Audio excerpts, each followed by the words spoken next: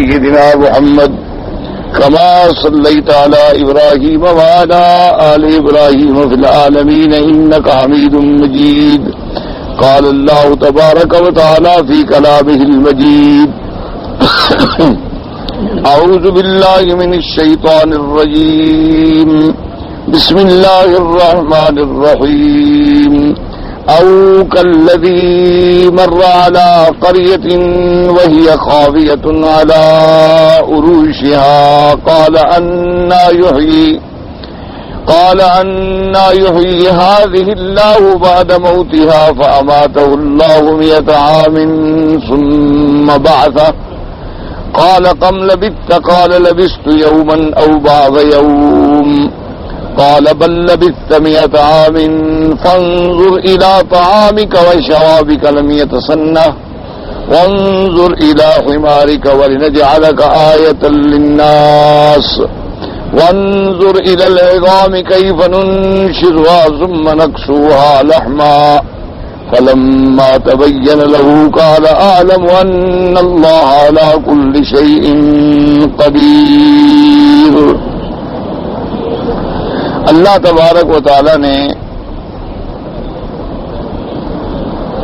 قرآن مقدس کے اندر یہ دوسرا قصہ مبارک ہے جو اللہ تبارک و تعالی نے ذکر فرمایا ہے. پہلا قصہ آپ پڑھ چکے ہیں.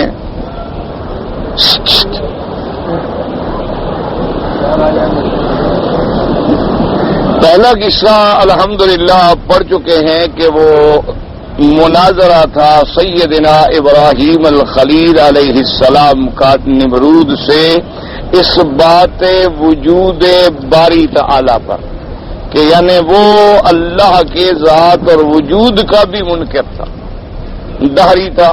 تو حضرت ابراہیم علیہ السلام کا اس سے مناظرہ ہوا، مکالمہ ہوا، اور پھر آپ نے جو دلائل ذکر فرمائے اس کا نتیجہ یہ نکلا کہ فبہت الذی کفر، کہ وہ حیران رہ گیا، ہکا بکا ہو گیا، اس سے کوئی جواب نہ بن پڑا. اب دنیا پہ بات واضح ہو گئی، جیسے کہ ہم نے پہلے پڑھا تھا سورہ آیت الکرسی میں کہ اللہ کے وجود کا اس بات، پھر اللہ کے صفات کا اس بات، اور پھر اللہ تبارک و تعالی کی قدرت کاملہ، علم محیط کا اس بات، اور ان تمام چیزوں کے بعد ارشاد ہوا تھا کہ دین میں جبر نہیں ہے، بلکہ اللہ نے تو قد تبین الرشد من الغی، اللہ پاک نے رشد اور گمراہی کو واضح کر دیا ہے، کھول دیا ہے. اب جو اسلام میں داخل ہونا چاہتا ہے وہ بھی بالکل یعنی روشنی کے ساتھ داخل ہو، اور جو گمراہی میں جانا چاہتا ہے تو جا کے گمراہی اختیار کرے، اور اس کا وبال جو ہے پھر اسی پہ آئے گا. تو ان چیزوں کے بعد پھر یہ قصہ مبارک 3 قصے ذکر کیے گئے. پہلا قصہ حضرت ابراہیم الخلیل علیہ السلام کا نمرود کے ساتھ وجود باری تعالی پر اس بات وہ ثابت ہو گیا. اب دوسرا مسئلہ ہے جو سب سے اہم مسئلہ ہے 3 مسائل میں سے، یعنی اثبات المعاد، کہ ہم سب نے مرنا ہے اور مرنے کے بعد پھر دوبارہ اٹھنا ہے. یہ جو عقیدہ ہے نا جی اس بات معاد کا، باس بعد الموت کا، آخرت کا، حساب کا، کتاب کا، یہ بھی ان مسائل مہمہ میں سے ہے، ان بنیادی مسائل میں سے ہے کہ جن کے بغیر آدمی کا ایمان نہیں ہوتا بلکہ انسان کفر میں داخل ہو جاتا ہے. یعنی جیسے اللہ کی ذات اور صفات کا انکار کرے تو کافر ہو جاتا ہے، جیسے انبیاء علیہم السلام کی نبوت و رسالت کا انکار کرے تو کافر ہو جاتا ہے. تو اسی طرح اگر کوئی آدمی اس بات کا بھی انکار کرے کہ بھی باس بعد الموت نہیں ہے، قیامت نہیں ہے، حساب کتاب کوئی نہیں، وہ بھی کافر ہو جاتا ہے. یہ مسائل مہمہ. لیکن اس کے ساتھ یہ بات بھی اپنے ذہنوں میں رکھ لیں کہ یہ عالم دنیا ہے. عالم دنیا کے بعد جب ہم مر جاتے ہیں تو عالم برزخ ہے. عالم برزخ کے بعد پھر عالم آخرت. عالم برزخ ہو یا عالم آخرت، یہ عالم مغیبات ہیں، یعنی غیب کی چیزیں ہیں. ان کا علم ہمیں کسی طریقے سے حاصل نہیں ہو سکتا مگر اتنا جتنا اللہ قرآن میں ہمیں سمجھا دیں یا حضور پاک صلی اللہ علیہ وسلم بیان فرما. بس جتنا قرآن و حدیث میں ثابت ہو آمنا و صدقنا، اور جتنی باتیں قرآن و حدیث کے اندر موجود نہیں ہیں ہم اپنے عقل سے نہیں پہنچ سکتے، چونکہ وہ علم غیب کا مسئلہ ہے، اور علم غیب واضح بات ہے، جتنا اللہ کھولیں گے اتنی سمجھ آئے گا، جتنی اللہ تبارک و تعالیٰ بیان ہی نہ فرمائے تو کیسے سمجھ آ سکتے؟ تو اسی لیے بہت سارے لوگ جو ہیں اللہ تبارک و تعالیٰ رحمت فرمائے وہ انہی مسئلوں میں الجھ جاتے ہیں، جیسے اب مردوں کے سننے کا مسئلہ ہے کہ جی مردے سنتے ہیں یا نہیں سنتے، پھر عام مردوں کی بات ہوتی ہے، پھر مردوں کے بعد جناب ترقی کرتے کرتے مسئلہ آ جاتا ہے کہ بھی انبیاء علیہ السلام کا، کہ کیا انبیاء علیہ السلام بھی سلام سنتے ہیں کہ نہیں سنتے، اور اس سے پھر جب آدمی افراط اور تفریط میں پڑتا ہے اللہ معاف کرے تو وہ اس حد میں جا ٹکراتا ہے، وہ کہتے ہیں ٹھیک ہے جی کوئی نہ کوئی سنتے ہیں، نہ کوئی چیز ہے، اور نہ کوئی عذاب قبر ہے، کیوں اگر وہ عذاب قبر کا اقرار کر لے تو پھر تو اس کا سننے کا بھی ان کا اقرار کرنا پڑتا ہے، اس لیے وہ کہتے ہیں جی کوئی عذاب قبر ہی نہیں ہے، نہ کوئی عذاب قبر ہے، نہ کوئی چیز ہے، بس عذاب وہی ہے جو آخرت میں ہوگا۔ اللہ تبارک و تعالیٰ جب دوبارہ زندگی دیں گے تو اس وقت جس کو جنت ملنی ہے جنت ملے گی، جس کو جہنم ملنی ہے جہنم ملے گی، تو اس لیے وہ حد سے زیادہ انکار کر دے۔ اور جو اس بات میں آتے ہیں کہ بھئی انبیاء علیہ السلام کی حیات پر تو ساری احادیث مبارکہ موجود ہیں، اور اس کے بعد شہداء کی حیات پر تو قرآن موجود ہے، اور شہداء سے تو انبیاء کا درجہ کروڑ درجے زیادہ ہے، تو اسی طرح وہ بھی پھر حد سے تجاوز کر جاتے، وہ بھی پھر اس معاملے میں آ جاتے ہیں کہ بھئی بالکل جی اپنے قبروں میں زندہ ہیں، اور ان کی زندگی جو ہے بالکل اسی طرح ہے جیسے دنیا کی زندگی تھی، بلکہ ان کو کھلایا جاتا ہے پلایا جاتا ہے، وہ حد سے زیادہ بڑھتے بڑھتے بڑھتے اتنا آگے چلے جاتے ہیں کہ بھی جب زندہ ہے تو پھر ان سے مدد مانگنی بھی جائز ہے، جب وہ حیات دنیاوی کے ساتھ متصف ہیں تو ان سے سوال کرنا بھی تو جائز ہے جیسے دنیا میں سوال کرنا جائز ہے، تو اب وہ بھی اپنے حدود سے نکل جاتے ہیں۔ اللہ تبارک و تعالی رحمت فرمائے، اور اللہ تبارک و تعالی ہمیں بھی آپ کو بھی اور ہر مسلمان کو افراط تفریط سے بچائے اور صراط مستقیم پہ قائم رکھے، چونکہ کامیابی جو ہے وہ صراط مستقیم پہ چلنے کا نام ہے، اسی لیے قرآن نے واضح فرما دیا کہ وَأَنَّ هَذَا صِرَاطِي مُسْتَقِيمًا فَاتَّبِعُوهُ، کہ یہی وہ صراط مستقیم ہے، اسی کی پیروی کرو، وَلَا تَتَّبِعُوا السُّبُلَ فَتَفَرَّقَ بِكُمْ عَنْ سَبِيلِهِ۔ اصل وجہ کیا ہوتی ہے کہ انسان جب اللہ معاف کرے نا جی ضد میں آ جاتا ہے، اور پھر وہ ایک دوسرے کے مقابلے پہ بڑھتا چلا جاتا ہے، اور پھر جہاں قرآن حدیث میں کوئی ایک لفظ اس کو اپنے موافق ملتا ہے اسی کو وہ پکڑ کے پھر بنیاد بنا لیتا ہے اپنے مسئلے۔ حالانکہ بات صرف اتنی ہے سمجھیں کہ بھئی عالم برزخ عالم مغیبات میں سے ہے، اسی طرح عالم آخرت جو ہے وہ بھی مغیبات میں سے ہے، اور ہمارا ایمان کس چیز پر ہونا چاہیے کہ جو اللہ نے قرآن میں بیان فرما دیا ہے اور ہمارے آقا سرکار مدینہ صلی اللہ علیہ وآلہ وصحبہ وسلم نے اپنے فرمان میں ہمیں سمجھا دیا ہے، اور جتنی بات سمجھائی ہے بس اتنی باتوں پر ہمارا ایمان ہو، آگے ہم نہ نکلیں۔ اگر آگے ہم ذرا سا بھی قدم رکھیں گے تو پھر ہم کھائیوں میں گر جائیں گے، پھر ہلاکت کی غاروں میں گر جائیں گے۔ بس ہماری کامیابی اسی وقت تک ہے جب تک ہم اتباع رسول پاک صلی اللہ علیہ وسلم میں رہیں۔ اب حضور نے فرمایا کہ عذاب قبر حق ہے آمنا، اب پھر اس الجھن میں آدمی پڑے جی وہ کیسے ہوتا ہے اور کس طرح ہوتا ہے، اور آدمی تو مر جاتا ہے، گل جاتا ہے، ہڈیاں بھی گل جاتی ہیں، اور پھر اس کو عذاب کیسے ہوگا؟ روح یا علیین میں چلی گئی اور روح جو ہے یا سجین میں چلی گئی تو عذاب کیسے ہوگا؟ اور عذاب روح کو ہوگا تو روح ایک لطیف چیز ہے، اس کو عذاب ہونے کا کیا مطلب ہے؟ وہ جناب پھر ان بحثوں میں الجھا اور پٹڑی سے ہٹ گیا۔ اسی طرح جب حدیثوں میں آیا کہ بھی مومن کے لیے اللہ پاک قبر میں آرام عطا فرماتے ہیں تو انہوں نے کہا جی کیسے آرام ہوتا ہے؟ آدمی تو گل سڑ گیا، آرام کس کو ہو رہا ہے؟ وہاں تو ہڈیاں پڑی ہوئی ہیں، تو آرام کا کیا مطلب ہے؟ کیسے آرام ملتا ہے؟ تو وہ بھی اپنی پٹری سے ہٹ جاتے ہیں۔ اسی لیے تو یاد رکھے نا کہ جن لوگوں نے انکار کیا کہ مرنے کے بعد نہیں اٹھنا، انہوں نے بھی تو اسی لیے انکار کیا نا کہ وہ بھی تو اسی فلسفے میں اور اسی گہرائیوں میں الجھ گئے کہ جی مرنے کے بعد ہم دوبارہ کیسے زندہ ہوں گے، یہ کیسے ہو سکتا ہے؟ ایک آدمی مر گیا ہے، اس کی ہڈیاں قبر سے اٹھائیں، انہوں نے ٹریکٹر پہ ڈالی اور جا کے پتہ نہیں سینکڑوں میل دور شہر سے پھینک آئے، کچھ ہڈیاں اس کی قبرستان میں رہ گئیں، کچھ وہاں چلی گئیں، کچھ ادھر چلی گئیں، وہاں سے جناب دریا کا سیل آیا، وہ بہا کے لے گیا پتہ نہیں سینکڑوں میل، ایک آدمی کی ہڈیاں بکھر گئیں، پھر یہ دوبارہ کیسے جڑ جائیں گی اور کیسے زندہ ہو جائیں گی اور کیسے اٹھ کھڑے ہوں گے؟ کافر بھی تو اسی چکر میں آئے تھے اور کفر کر بیٹھے۔ انہوں نے کہا کہ جناب یہ کیسے ہو سکتا ہے کہ جنت بھی ہے اور جہنم بھی ہے، اور اتنی بڑی جنت ہے اور ہمیں نظر نہیں آتی کہ وہ کہاں ہے، اتنی بڑی جہنم ہے اور ہمیں آج تک نظر نہیں آئی کہ وہ کہاں ہے۔ ہم نے زمین کے گرد چکر لگا لیے، ہم چاند پہ پہنچ گئے، ہم نے خلاؤں کو مسخر کر لیا، ہم نے خلاؤں میں اپنے اسٹیشن قائم کر دیے، ہم نے تاروں پہ کمندیں ڈال دی، لیکن مسلمانوں کی جنت جہنم تو ہمیں کہیں نظر نہیں آئی۔ کہاں ہے جنت، کہاں ہے جہنم؟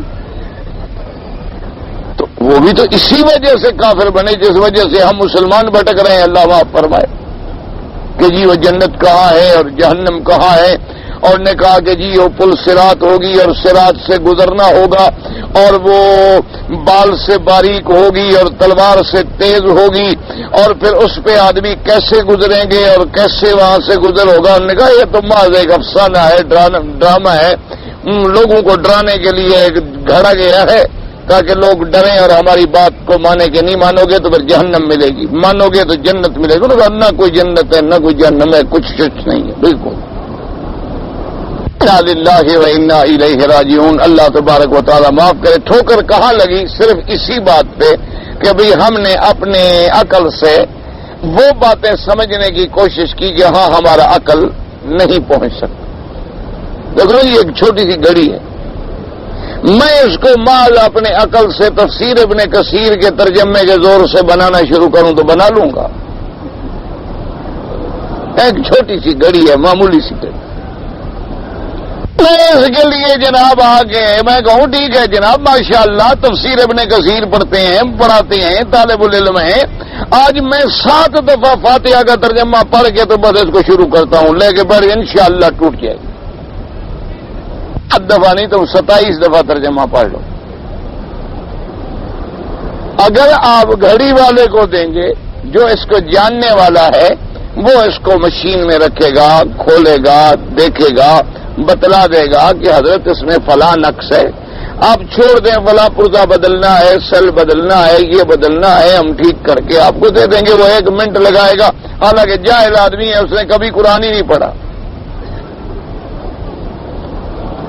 نہ اس نے کوئی پھونک ماری ہے، نہ اس نے کوئی فاتحہ کا ترجمہ پڑھا ہے، نہ اس نے کوئی بسم اللہ پڑھی ہے، پتہ نہیں وہ نماز بھی پڑھتا ہے یا نہیں پڑھتا۔ سب سے اچھی گھڑیاں جو بناتے ہیں وہ تو کافر ہیں، وہ تو مسلمان ہی نہیں ہے، لہذا نماز کا کیا مطلب ہو؟ تو مقصد کیا ہوا کہ جس کا کام گھڑی بنانا ہے وہ گھڑی بنا لے گا، اور جس کا کام اس چیز کو نہ سمجھنا ہے وہ کتنا بڑا عالم کیوں نہ ہو جائے وہ نہیں سمجھے۔ اسی طرح سمجھ لیں کہ اللہ نے جب فرما دیا ہے کہ بھئی یہ عالم ہے لیکن غیب ہے، بس غیب تک تمہاری رسائی نہیں ہو سکتی۔ کتنی ہوگی؟ جتنی میں بتلا دوں گا۔ عالم الغیب فلا یظہر علی غیبہ احدا الا من ارتضی من رسول۔ اللہ نے فرمایا عالم الغیب میری صفت ہے اور میں کسی پر ظاہر نہیں کرتا، ہاں میں جس کو پسند کر لوں اپنے رسولوں میں سے، وہ فرشتوں میں ہو یا انسانوں میں ہو، تو جتنا میں چاہوں گا اتنی اس کو بتلا دوں۔ اب جس مسلمان کا یہ ایمان ہے کہ بھئی اللہ کے نبی کا فرمان برحق ہے، وہ کہے گا آمنا۔ جب حضور نے فرمایا کہ میں 2 قبروں سے گزرا اور آپ نے صحابہ سے فرمایا رک جاؤ، صحابہ رک گئے، فرمایا انہما لیعذبان، ان 2 قبر والوں پر عذاب ہو رہا ہے، یعنی اب حضور پاک نے اپنی آنکھوں سے دیکھا۔ اور اس کے بعد حضور نے حکم فرمایا کہ سامنے درخت جو ہے نا اس کے جا کے ٹہنیاں لے آؤ، کھجور تھی جو چیز تھی وہ لے آئے. آپ نے اس کو 2 حصوں میں تقسیم کیا، ایک اس کی قبر پہ لگا دیا، اس کی قبر پہ لگایا.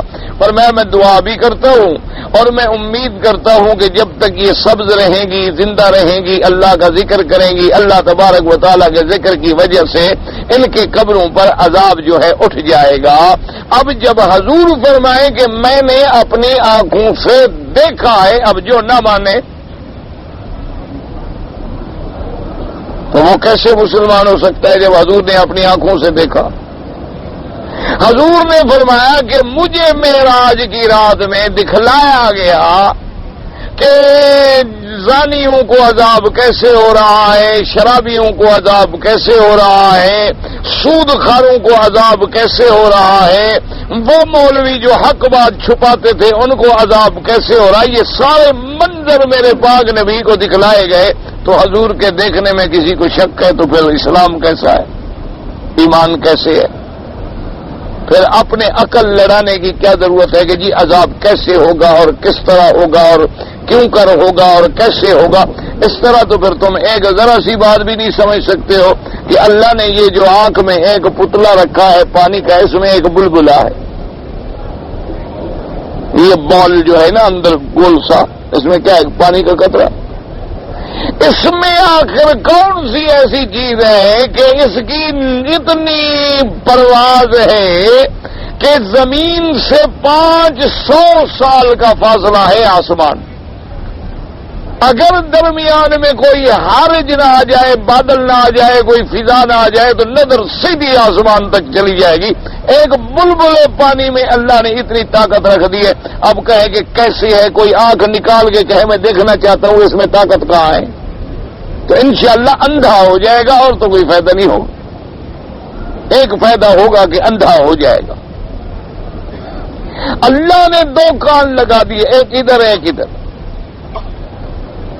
اور ان میں ایسے ایسے پردے جوڑ دیے. قدرت نے اپنا ایسا نظام رکھا ہے جناب کہ ہر آواز سن رہا ہے اور پھر آواز میں متمیز، یعنی سننے کے بعد کہتے ہاں یہ گدھا کی آواز، یہ اب گھوڑے کی آواز، اب یہ نہیں یہ تو بلی کی آواز ہے، یہ کیا ہو کہتے ہیں مرغے کی آواز ہے، یہ کیا ہو کہتے ہیں بچہ رو رہا ہے چھوٹا، یہ کیا ہو کہتے ہیں بچی میری گر گئی جی، بچی کی آواز آ رہی. یعنی آواز کا سن لینا، پھر اس کا تمیز کر لینا کہ مرد کی آواز ہے، عورت کی ہے، بوڑھے کی ہے، بچر کی ہے، حیوان کی ہے، پرندے کی ہے، طیور کی ہے. کیا ہے اس میں کوئی کتنی مشینیں لگی ہوئی ہیں. اب کوئی آدمی کہے کہ جناب ٹھیک ہے آپ نے مثلا ایک مائکرو فون لگا دیا، وہ تو وہی آگے دے گا نا جو آپ بولیں گے، اپنی طرف سے تو کچھ نہیں کر سکتا. اچھا آپ نے ایک آلہ لگا لیا ہے کہ وہ آپ کی آواز کو پکڑ رہا ہے، جو آپ بولیں گے اسی کو ریکارڈ کر رہا ہے. وہ خود فیصلہ نہیں کر سکتا کہ آواز کس کی ہے. ٹیپ اس کیسٹ سے پوچھو کہ آواز مولوی صاحب کی ہے یا کسی جانور کی ہے، بتاتے ہیں. اس کو چلاؤ گے تو پھر بھی تو ہم سن کے فیصلہ کریں گے نا کہ کس کی آواز ہے، یہ تو فیصلہ نہیں کرے گا. تو یہ نظام بنانے پہ جو قادر ہے کہ ہمیں کچھ نظر بھی نہیں آتا. اب ایک آدمی کہے کہ جی میں نے اس مسئلے کو حل کرنا ہے، سمجھنا ہے کہ یار کان میں ایسی کون سی چیز ہے، کان کاٹ کے دیکھنا چاہیے. تو انشاءاللہ اب کان کٹوا کے بیٹھ جائے گا اور سننے سے بھی محروم ہو جائے گا اور تو کوئی فائدہ نہیں ہوگا. یہی ایک فائدہ جو ہے.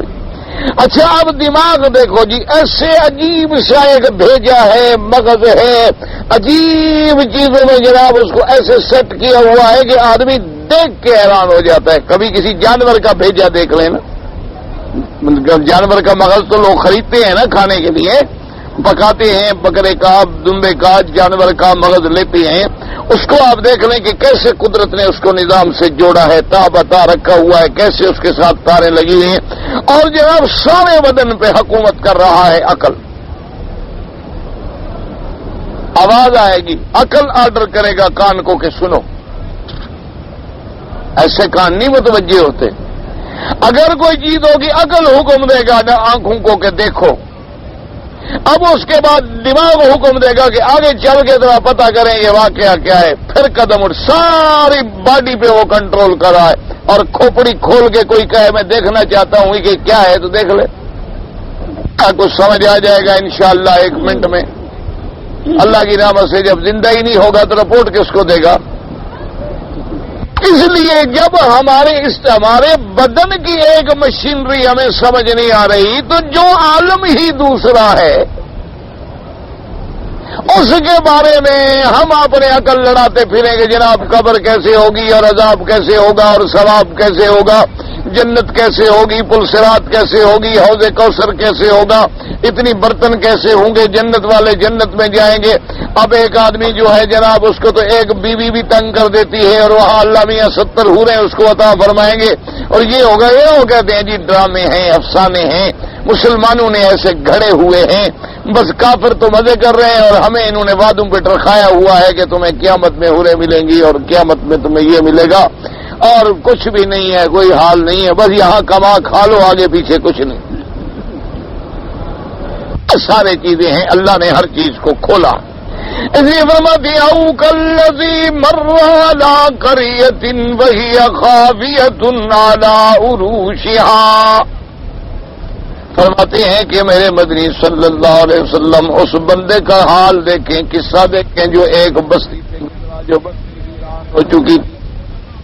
نہیں ہوتا ہے کہ جن کے درختوں کو نکال کے اوندا کر دیا گیا، چھتیں گر کے نیچے آ گئی، ہر چیز جب الٹی ہو جائے تو خاویت برباد ہو گئی، تباہ ہو گئی۔ وہ جب اس بستی سے گزرا تو قال انا یحیی هذه اللہ بعد موتها، ہو گئی، قال انا یحیی هذه اللہ بعد موتها، اس نے کہا کہ اس کیفیت سے اس طرح اللہ تبارک و تعالیٰ زندہ فرمائے جو اس کو اس مرنے قادر ہے۔ مقصد یہ تھا کہ ایسی بربادی ویرانی کے بعد اس کو دوبارہ جب زندہ کریں گے تو کیفیتیں کیا ہوں گی؟ انہوں نے یہ سوال کیا، اللہ پاک نے اپنی قدرت کا نظارہ دکھانے کے لیے فَأَمَاتَهُ اللَّهُ مِئَةَ عَامٍ ثُمَّ بَعَثَهُ، اللہ نے حکم دیا کہ مر جاؤ، موت آ گئی، 100 سال تک مردہ ہو گئے، 100 سال کے بعد اللہ نے پھر دوبارہ زندہ کیا۔ قال کم لبثت، قال لبثت یوما او بعد یوم، جب 100 سال کے بعد دوبارہ زندگی ملی تو اللہ نے حکم دیا فرماؤ بتلاؤ کتنی دیر گزری ہے تم کو، کتنی دیر تم اس حالت میں رہے مردہ؟ قال بل لبثت یوما او بعد یوم، کہنے لگا رب کریم معلوم ہوتا ہے کہ یا تو 1 دن یا پھر دن کا بھی کچھ حصہ۔ کیا مانا؟ جب میں سو گیا یا مر گیا تھا تو سورج یہاں تھا، اگر یہ کل کا دن تھا تو پھر آج تک 1 دن پورا ہو گیا، اور اگر آج کا دن ہے اسی دن میں تو نے مجھے دوبارہ زندہ کیا تو پھر تو آدھا دن گزرا ہے۔ اس لیے کیا بل لبثت یوما او بعد یوم، کیا مانا کہ کل اگر 12 بجے سے آج 12 بجے تک آپ نے ہمیں زندہ کیا ہے تو 1 دن ہو گیا، یا اگر وہی آج کا دن ہے مجھے تو یہ بھی یاد نہیں کہ کل تھا یا آج تھا، اگر آج ہے تو پھر تو آدھا دن ہے، کیونکہ جب مجھ پہ موت آئی تو اس وقت سورج سر پہ کھڑا تھا، اب سورج ڈوب رہا ہے تو لہذا آدھا دن گزرا۔ اللہ پاک نے فرمایا بل لبثت مئۃ عام، اللہ نے فرمایا کہ اے میرے بندے تو نے تو 100 سال گزارا ہے، 1 صدی گزر گئی، تم کہتے ہو 1 دن گزرا، یہاں تو صدی گزر گئی۔ اب جناب سب سے پہلے سمجھے کہ او کالذی مر علی قریۃ وہی خاویۃ علی عروشها، یہ گزرنے والا بندہ کون تھا؟ قرآن نے نام نہیں لیا اللہ، کیونکہ قرآن کا مقصد نام نہیں ہوتا، مقصود بیان ہوتا ہے۔ جیسے آپ نے الم تر الی الذی، الم تر الى الذی حاج ابراہیم فی ربہ ان آتاہ اللہ الملک الذی، بس وہ بندہ نام نہیں ہے، کون تھا؟ یہ تو بعد روایات میں آیا نا کہ وہ نمرود تھا، اور نمرود بن کنان تھا یا نمرود بن فالق تھا، سامی النسل تھا اور بابل کا بادشاہ. لیکن قرآن ان چیزوں سے بحث نہیں کرتا. قرآن تو ایک بات ہمیں بتانا چاہتا ہے کہ وہ دیکھو جس کو ہم نے بادشاہ بنایا اور میرے نبی سے مناظرہ کر رہا ہے. کوئی ہو، نام کی کیا ضرورت ہے کہ قرآن جغرافیہ کی کتاب ہے، تاریخ کی کتاب ہے کہ ناموں سے بحث کرے؟ یہ تو پھر تاریخ دانوں کے کام ہوتے ہیں، جغرافیہ والوں کے کام ہوتی ہے کہ وہ تیجے. اللہ پاک تو اپنے قرآن میں ایک دلائل کی دنیا بیان کرتے ہیں کہ ایک واقعہ یہ گزرا ہے، بس جو اس کا نام تھا. جیسے امر میں او کلذی مر علی قریۃ وہی خاویۃ علی عروشہا، کون؟ ایک بندہ جو گزرا بستی پہ. وہ کون گزرا؟ قرآن نے نام نہیں لیا. اب اس میں اسی لیے یاد رکھیں اختلاف ہمیشہ اسی مسئلے میں ہوتا ہے جس کے بارے میں نص نہیں ہوتی. ایک ہمیشہ اسلوب یا اصول یاد رکھیں، یعنی جو مسئلے قرآن نے کھول کے بیان کر دیے اس میں اختلاف ہو نہیں سکتا. جو چیزیں میرے پاک نبی سرکار مدینہ صلی اللہ علیہ وسلم نے کھول کے واضح کر دیے ان میں بھی اختلاف کبھی نہیں ہو سکتا. سوال ہی پیدا نہیں ہوتا، کسی میں اختلاف نہیں ہے. اختلاف کہاں ہوتا ہے کہ مثلا قرآن نے ایک بات بیان فرمائی لیکن اس بندے کا نام نہیں لیا. قرآن نے ایک بات بیان فرمائی کہ قالت امرأۃ العزیز، کہ عزیز کی بیوی، نام نہیں لیا. اب مفسرین نے جب نام ڈھونڈنے کی کوشش کی تو وہ اختلافات میں الجھ گئے. کسی نے کہا اس کا نام زلیخا تھا، کسی نے کہا اس کا نام راحیل تھا، کسی نے کچھ کہا، کسی نے کچھ کہا. قرآن نے تو ایک واقعہ بیان کرنا تھا، واقعہ بیان فرما دیا. اسی طرح جیسی آیا کہ حضرت اذ قال ابراہیم لابیہ آزر، آزر کا نام آ گیا، وضاحت کر دی. اب لوگوں نے خام کا چچا بنانے کے لیے تعویلات کی، یہ غلط بات ہے. اس لیے ہمیشہ یاد رکھیں، جیسے اب دیکھو نا جی کہ مغرب کی 3 رکعتیں ہیں. کوئی آج تک حنفی، شافی، مالکی، حنبلی کہہ سکتا ہے کہ 4 رکعتیں ہیں؟ سوال ہی پیدا نہیں ہوتا. اختلاف ہونے کا سوال ہی پیدا نہیں ہوتا. کیوں بھی حضور پاک نے 3 رکعتیں پڑھی ہیں، 3 ہی رہیں گی، اختلاف ہو نہیں سکتا.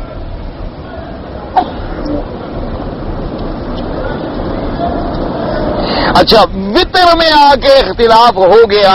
کیوں ہو گیا؟ کہ حدیث مبارک میں 3 رکعتوں کا ملا کے پڑھنا ایک سلام سے بھی حضور سے ثابت ہو گیا، اور حضور صلی اللہ علیہ وسلم سے 2 رکعتوں پہ سلام پھیر کے پڑھنا بھی ثابت ہو گیا. تو اب کسی امام نے اس حدیث مبارک کو لے لیا، کسی امام نے اس حدیث مبارک کو لے لیا، ورنہ اب مغرب میں کسی امام نے اختلاف نہیں کیا، کیونکہ یہ تو واضح بات ہی اختلاف ہو ہی نہیں سکتا. اس لیے ہمیشہ یاد رکھیں کہ اختلاف کیوں ہوتے ہیں، یا اختلاف پھر یہ ہوتے ہیں کہ بھئی 2 حدیثیں مبارک مل گئیں. 2 حدیث مبارک جب ملی تو ایک امام نے ایک حدیث مبارک کی سند کو ترجیح دے دی کہ بھی اس سند میں کیونکہ حضرت عبداللہ ابن مسعود رضی اللہ تعالیٰ عنہ ہیں اور وہ بڑے جلیل القدر فقیہ صحابی ہیں، لہذا ان کی سند والی حدیث پہ میں عمل کروں گا. دوسرے امام نے کہا کہ ابن عباس کی جو سند ہے، حضرت ابن عباس قرآن کا بڑا عالم ہے، میں اس کی سند پہ عمل کروں گا. دونوں تو بات حضور پر عمل کر رہے ہیں، کوئی اپنی بات پر تو عمل نہیں کر رہا. یہ تو پھر ہم لوگوں کو جہالت کی وجہ سے بات سمجھ نہیں آتی، پھر سر پھٹول کرتے ہیں، لڑائیاں لڑتے ہیں، آپس میں جنگیں ہو جاتی ہیں، اختلاف ہو جاتے ہیں کہ دیکھو جی فلاں امام یہ کہتا ہے اور فلاں امام یہ کہتا ہے. یہ غلط بات ہے.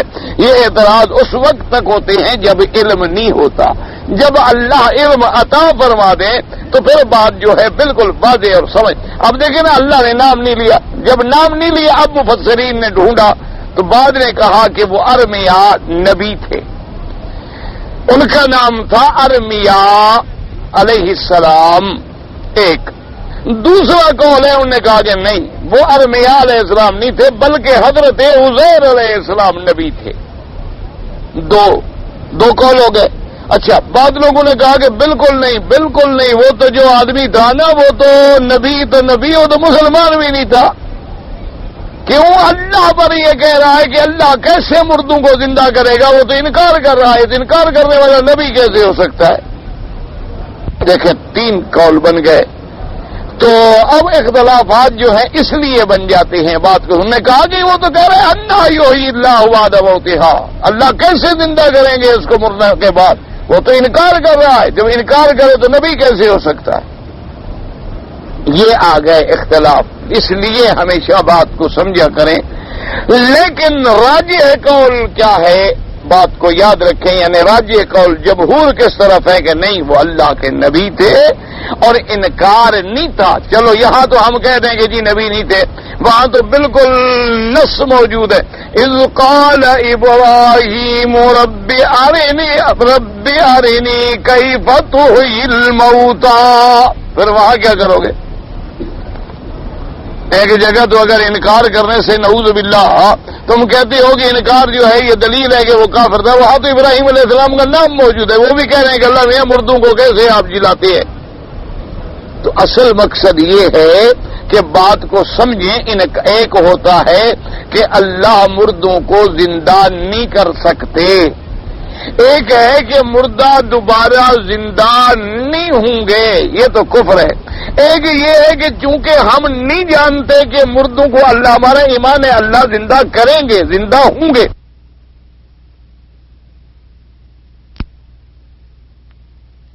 میں سوال کرنا کہ انا کس طرح، انا یحیی الموتی۔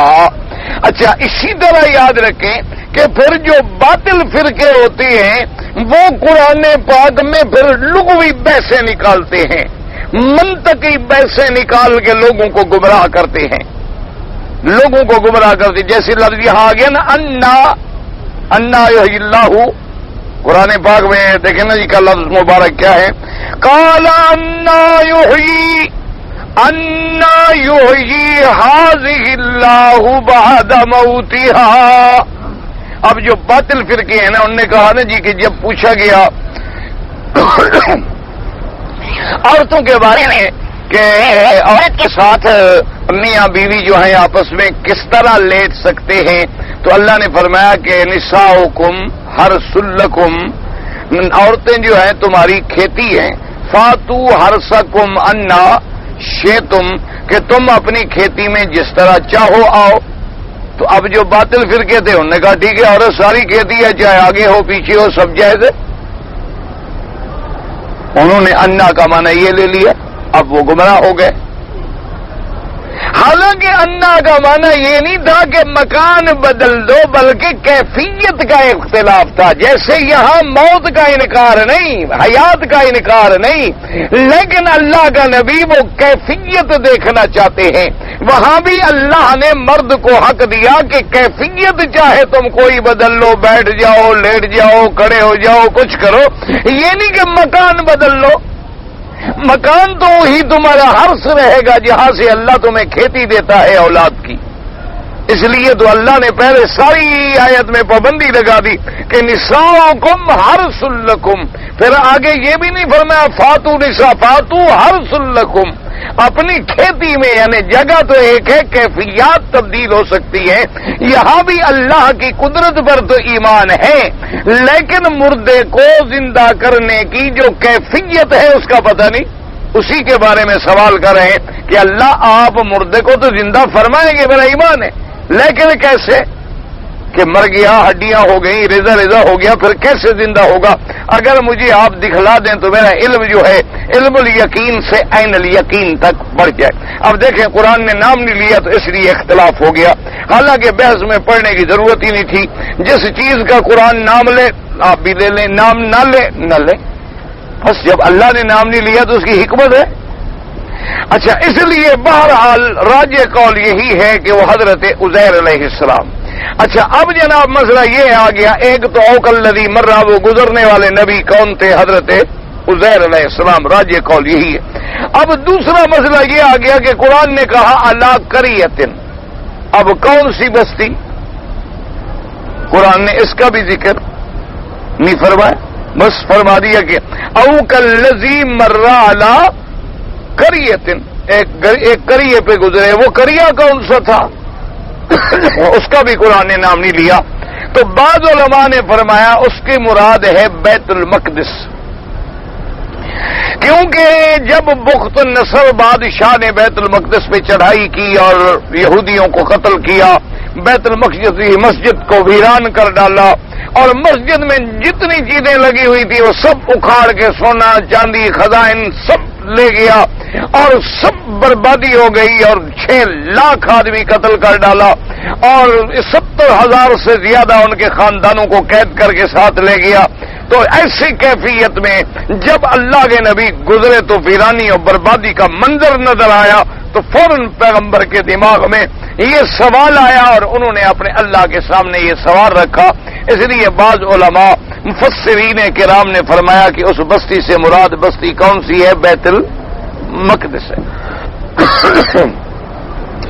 اور بعض علماء فرماتے ہیں کہ نہیں، بیت المقدس سے آگے قریب میں یعنی ہے علاقہ بیت المقدس کا، لیکن بیت المقدس سے تقریباً کوئی 12 میل کے فاصلے پر ایک اور بستی تھی، اس کا نام لیا گیا ہے۔ اور وہاں جب اللہ کے نبی حضرت عزیر علیہ السلام گزرے تو انہوں نے دیکھا کہ پوری کی پوری بستی ویران ہو چکی ہے، نہ کوئی آبادی ہے، بندے مر گئے، اور اس کے بعد درخت اکھڑ گئے، مکان گر گئے، بالکل ویرانی ہی ویرانی ہے۔ تو انہوں نے تعجب سے اپنے پروردگار عالم سے احیاء موتا کی کیفیت کے بارے میں سوال کیا۔ اچھا، یہ بھی اختلاف کیوں ہوا کہ قریے کا نام نہیں ہے؟ تو اس لیے اختلاف جو ہے واقع ہو گیا، لیکن جہاں اللہ نے نام لے لیا وہاں جھگڑا ہو ہی نہیں سکتا۔ اللہ نے فرمایا ان اول بیت وضع للناس للذی ببکۃ مبارکا، فرمایا میرا پہلا گھر کیا ہے؟ بکہ۔ اب اس میں کوئی اختلاف ہو سکتا ہے؟ سوال پیدا نہیں ہو سکتا، کوئی نہیں کہہ سکتا کہ مکہ 2 ہے، بکہ 2 ہے، سوال ہی پیدا نہیں ہوتا۔ اچھا، پھر اللہ نے اس کے بعد بھی فرما دیا فیہ آیات بینات مقام ابراہیم، اور نشانی آ گئی۔ اس کے بعد میں ان الصفا والمروۃ من شعائر اللہ، تیسری نشانی آ گئی۔ اسی طرح للہ علی الناس حج البیت، اسی گھر کا حج ہو گیا۔ اس کے بعد فَإِذَا أَفَضْتُم مِّنْ عَرَفَاتٍ فَاذْكُرُوا اللَّهَ عِندَ الْمَشْعَرِ الْحَرَامِ، عرفات اور مشعر الحرام مزدلفہ کا بھی ذکر آ گیا۔ تو اب اس میں کوئی اختلاف کر ہی نہیں سکتا۔ اب کوئی آدمی یہ کہے کہ نہیں جی نہیں، یہ پہلا گھر جو ہے اس سے مراد مکہ شریف نہیں ہے، بلکہ اس سے مراد ہمارے کسی اور جگہ ہے۔ ہم کہیں بے وقوف، نام موجود ہیں، نشانیاں موجود ہیں، ان کے ارد گرد ساری بستیاں موجود ہیں، سب کا ذکر موجود ہے، تو یہاں اختلاف ہو ہی نہیں سکتا۔ لیکن جہاں اللہ نے نام ہی نہ لیا ہو،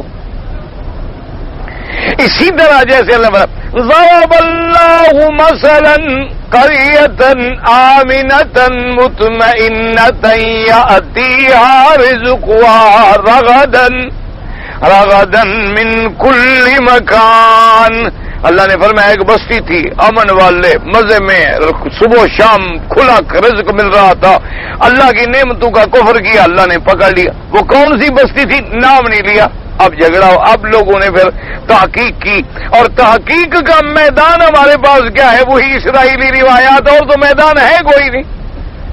ایک اصولی بات ہے نا کہ بھی جس کا ذکر اللہ قرآن میں نہ کریں یا ہمیں میرے مدنی پاک نہ بتلائیں، تو اب ہم وہ واقعہ ڈھونڈیں گے تو کہاں سے ڈھونڈیں گے؟ اور تو ہمیں کوئی کتابیں مل نہیں سکتی، وہی ہمیں ملیں گی جو اسرائیلی کتابیں ہیں، اور وہ کتابیں مبدل ہیں، محرف ہیں، مغیر ہیں، ان میں جو چیزیں ملیں گی وہ قابل اعتبار نہیں ہوتی۔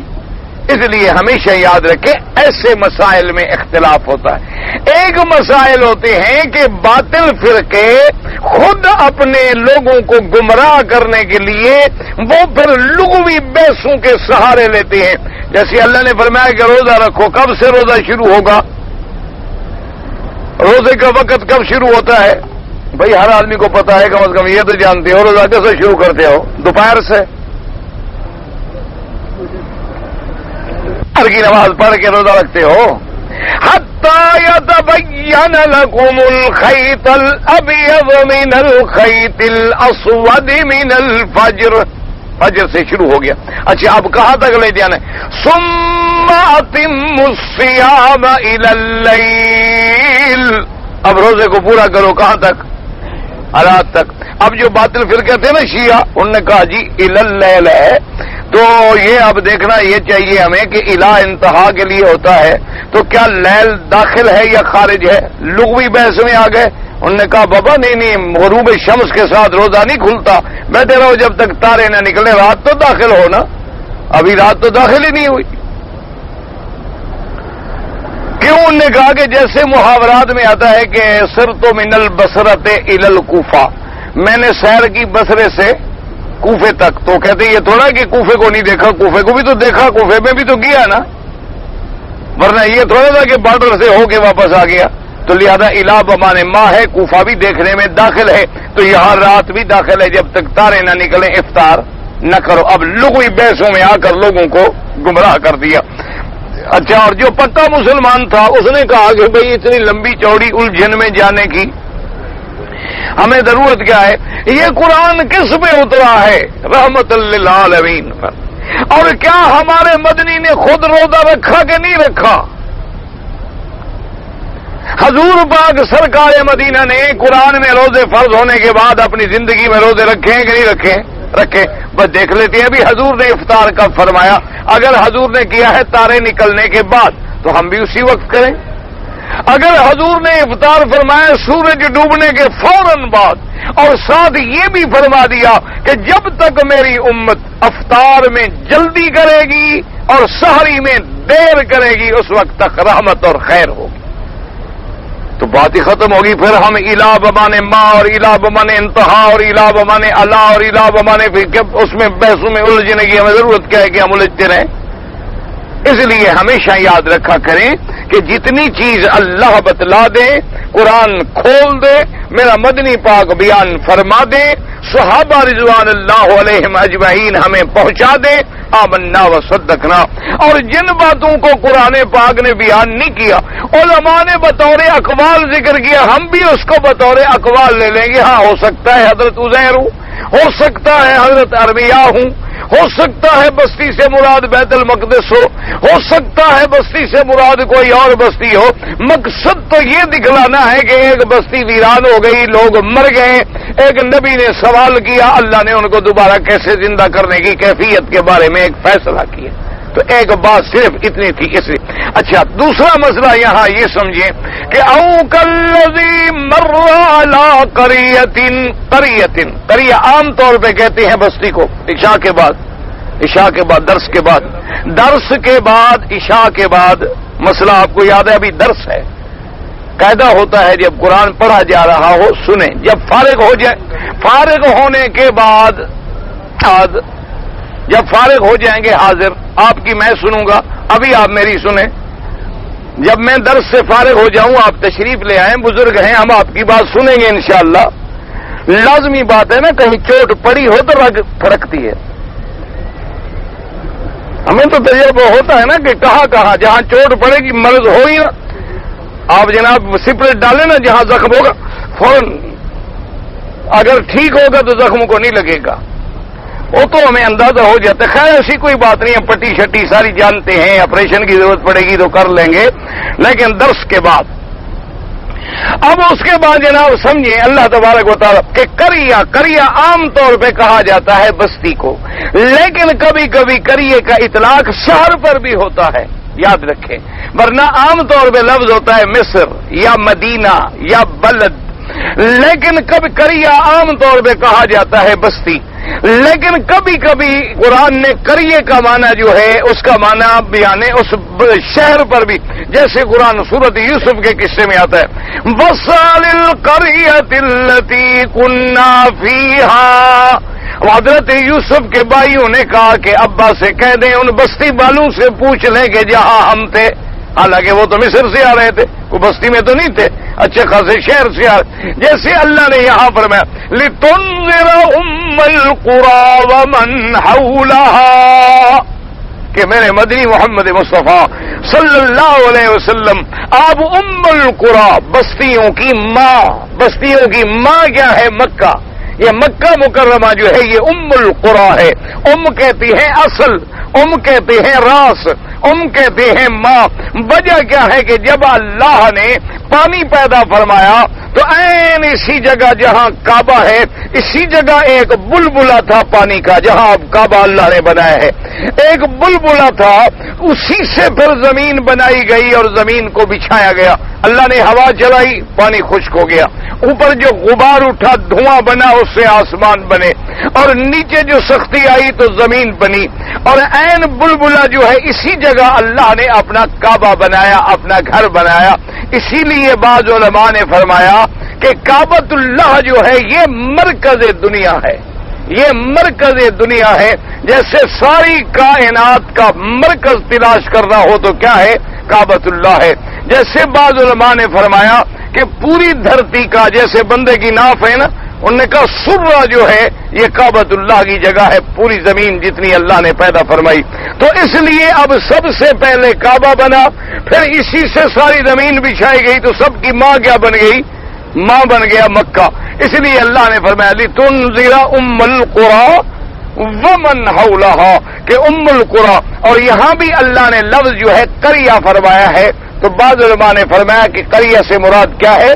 بیت المقدس ہے، اور بعض علماء نے فرمایا قریہ سے مراد بیت المقدس نہیں ہے بلکہ دوسری بستی ہے، لیکن یہ سب باتیں جو ہیں اسرائیلی روایات ہیں، قرآن نے نام ہی نہیں لیا، تو جس بات کا قرآن نام نہ لے اب ہموہ کما ابہمہ اللہ، علماء نے فرمایا جو قرآن مبہم رکھے تم بھی مبہم رکھو، جس بات کو قرآن کھولے تم بھی اسی کو سمجھ لو، اگر اللہ نے نام نہیں لیا تو نام لینے کی ضرورت ہی نہیں۔ فرمایا او کالذی مر علی قریۃ وہی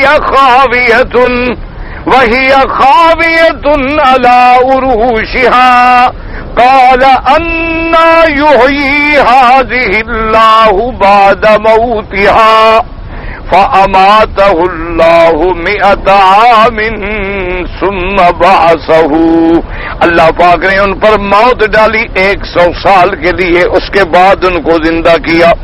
قال کم لبثت؟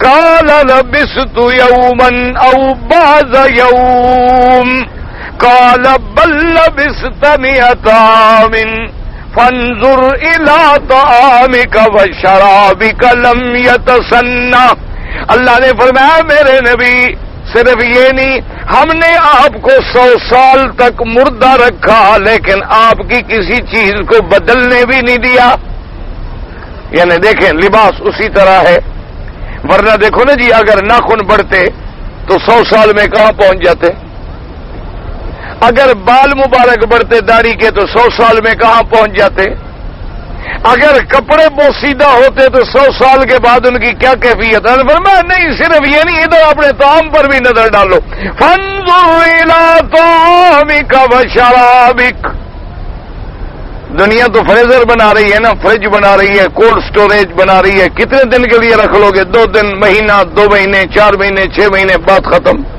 اللہ نے فرمایا دیکھو کوئی ہم نے فریزر وغیرہ نہیں لگائے، ہم نے اسی جگہ کو اپنی حالت میں حکم دیا کہ بس پانی نہیں بدلنا، حاضر۔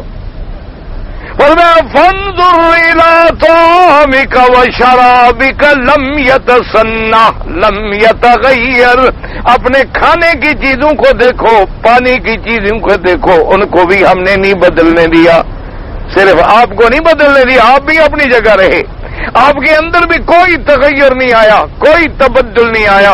اسی لیے صحیح حدیثوں میں آتا ہے کہ اللہ نے انبیاء کے جسوں کو زمین پہ حرام کر دیا ہے، زمین کو یہ طاقت نہیں ہوتی کہ نبی کے جسے کو ہاتھ لگا سکے، اللہ کے نبی کے انبیاء کے جسد مبارک جو ہوتے ہیں وہ محفوظ رہتے ہیں، ان میں کسی قسم کا تغیر نہیں آ سکتا، زمین کو یہ طاقت ہی نہیں کہ ان کو چھیڑ سکے، اس لیے اللہ نے فرما دی۔ اب دیکھیں کہ اللہ کا نبی ہے، زمین پہ ہے، 100 سال گزر گئے موت کو، لیکن مجال ہے کہ زمین ہاتھ لگائے، زمین چھیڑ سکے، زمین ان کو کوئی نقصان پہنچا سکے، قطعا نہیں ہوتا۔ اب فرمایا کہ صرف آپ نہیں اپنے طعام پہ نظر ڈالو، اپنے شراب پہ نظر ڈالو۔ اب دیکھیں نا جی، یہاں مقصود بیان یہ ہے کہ طعام مطعومات علیحدہ چیز ہوتی ہیں، مشروبات علیحدہ چیز ہوتی ہے، انسان علیحدہ چیز ہوتی ہے، حیوان علیحدہ اللہ نے سب کو زندہ کرنے کی کیفیت دکھلا دی اپنے پیغمبر کو کہ میں جب چاہوں گا ہر چیز اپنے اپنی جگہ پہ آ جائے گی، میں تو اس بات پہ قادر ہوں۔ اس لیے فرمایا فانظر الی طعامک وشرابک لم یتسنہ وانظر الی حمارک وَلِنَجْعَلَكَ آیَةً لِلنَّاسِ۔ اللہ نے فرمایا تم اپنے اس گدھا پہ نظر ڈالو جس پہ تم سواری کر کے آ رہے تھے، اور گدھا جی پنجر ونجر پڑے ہوئے تھے، اور آج کل تو خیر گدھا پہ سواری کرنا لوگوں کے لیے توہین ہے، آج کل تو لوگ ہوائی جہازوں میں سفر کرتے ہیں، لیکن انبیاء علیہم السلام نے گدھا پر بھی سواری کی ہے۔ اس لیے جس آدمی نے اپنے اکڑ کو ختم کرنا ہو نا، یہ بھی تواضع کی علامت ہوتی ہے، یہ علامت ہوتی ہے۔ متکبر جو ہے نا، بجالے اس کو کہو کبھی گدھا پہ بیٹھے، کبھی نہیں بیٹھے، بلکہ لوگوں نے اسی لیے سزا کے طریقے یہ ایجاد کیے کہ کسی کو سزا دینی ہو تو گدھا پہ چڑھا دے، یعنی گدھا پہ چڑھنا سزا ہے، حالانکہ گدھا پہ نبی چڑھے۔ مقصد کیا ہے کہ ہر جگہ انہوں نے اسلام کو نشتر لگانا ہے، جہاں جہاں مخالفت کر سکتے ہیں وہاں وہاں مخالفت کریں گے، لباس میں، کپڑے میں۔ اللہ کے نبی نے فرمایا داڑھی رکھو، انہوں نے کہا کہ نہیں اس طرح پھرواؤ۔ اللہ کے نبی نے فرمایا کہ مونچھیں کٹاؤ، انہوں نے کہا مرد کی شان ہی مونچھوں سے ہوتی ہے کہ بالکل صرف مونچھیں نظر آئے، چہرہ بھی نظر نہ آئے۔ بڑے مرد کی علامت یہ ہوتی ہے دور سے جو دیکھو تو صرف مونچھیں نظر آئیں، بندہ نظر نہ آئے۔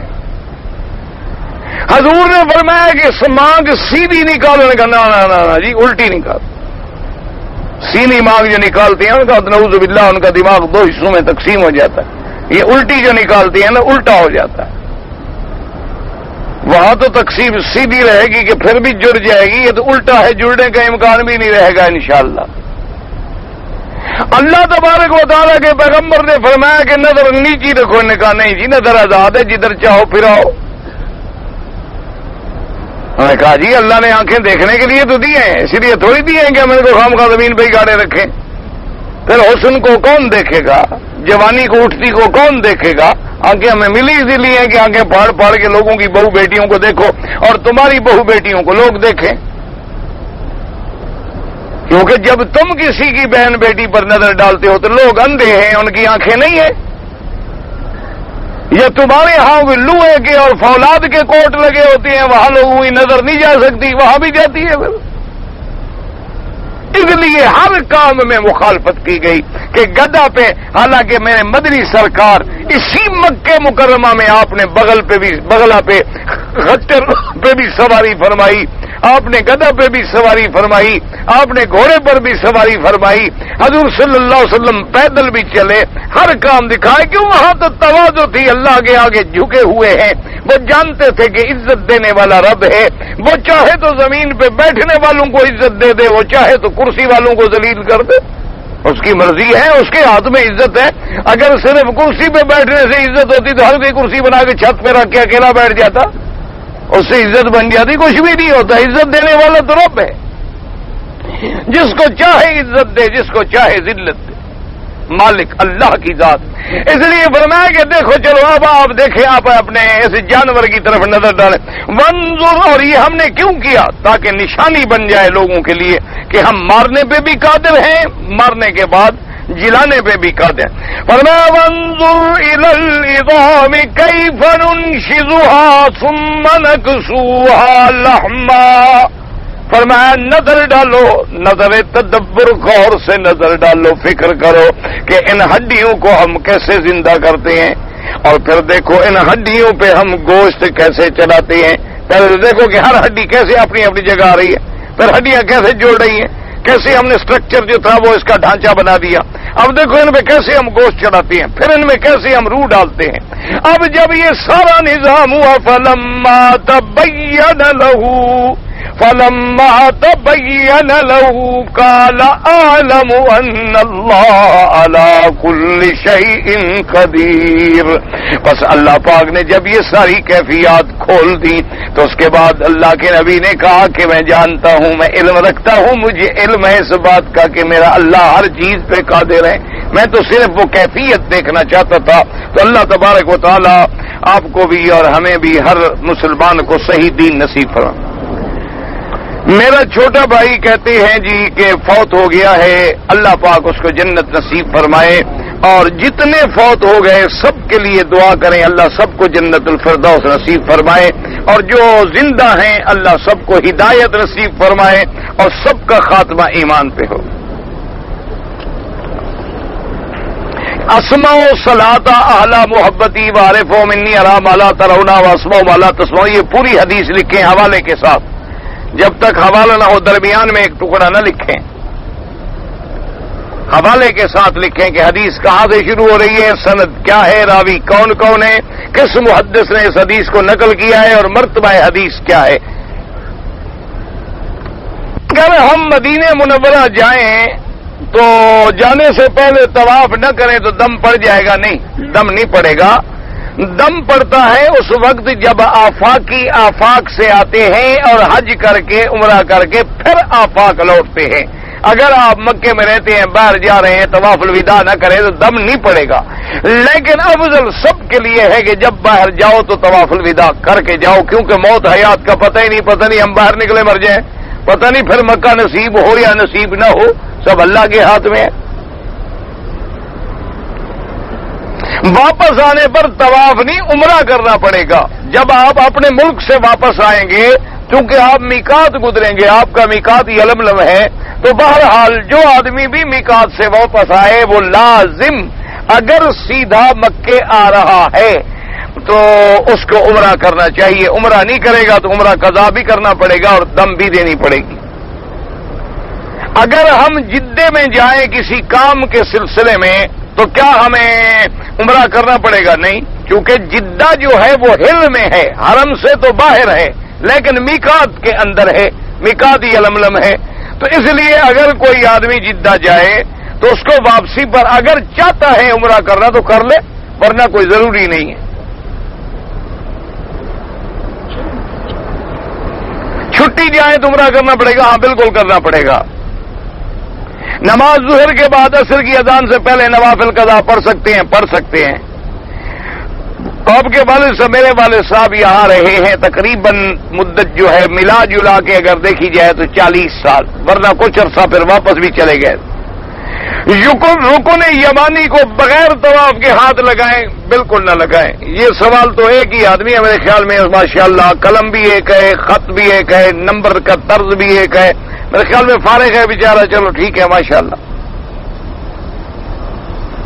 مولانا مودودی صاحب نے جو کتابیاں پتہ نہیں کیا ہوتا ہے لکھا ہے وہ صحیح ہے یا نہیں؟ جب تم کتاب کو کتابیاں لکھتے ہو تو تم کیسے پڑھو گے کہ مودودی صاحب نے کیا لکھا ہے؟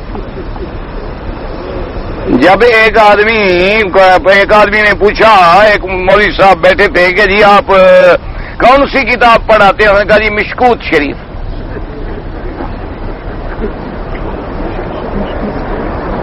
تو جب مشکوت ہو تو پھر وہ ماشاءاللہ حدیث بھی تو اسی مشکوت والی سمجھے گا نا, اللہ کی مہربانی ہوگی نا.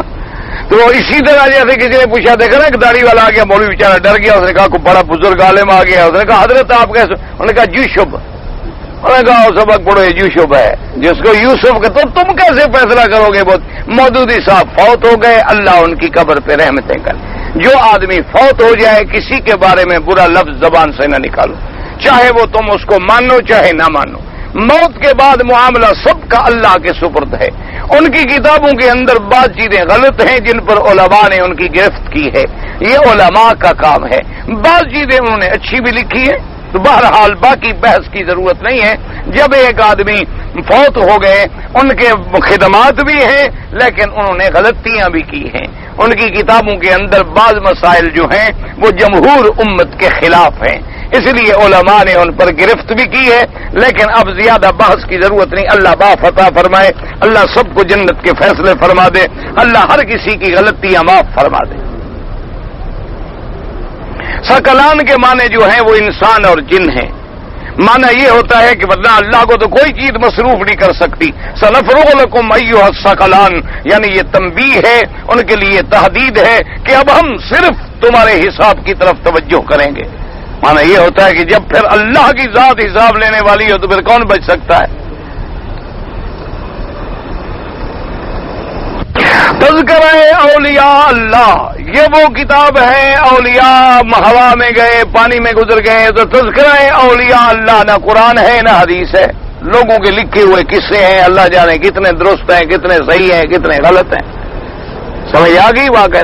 یہ بات یاد رکھو کہ تذکرہ اولیاء اللہ جو ہے، اسی طرح کئی قصص الاولیاء ہیں، اسی طرح کئی لوگوں نے قصے لکھے ہیں، اب کیا پتہ ان کی کیا حقیقت ہے، کتنی حقیقت ہے، ان میں کچھ واقعات صحیح بھی ہوتے ہیں، کچھ واقعات غلط بھی ہوتے ہیں، تو بہرحال ہمیں ہر کتاب کو قرآن و سنت کی روشنی میں دیکھنا پڑتا ہے۔ اگر وہ واقعہ قرآن و سنت کی روشنی میں ٹھیک ہے، آمنا، خلاف ہے تو اس کو ہم چھوڑ دیں گے، قرآن و سنت کو نہیں چھوڑیں گے۔ کہتے جی اگر جیب میں سگریٹ ہو اور یا پان ہو یا تمباکو کی ڈبیاں ہو تو نماز ہو جائے گی۔ ہمارے پیٹ کے اندر کیا کیا نہیں ہے؟ ہمارے پیٹ کے اندر آپ کا کیا خیال ہے؟ سونا ہے، چاندی ہے؟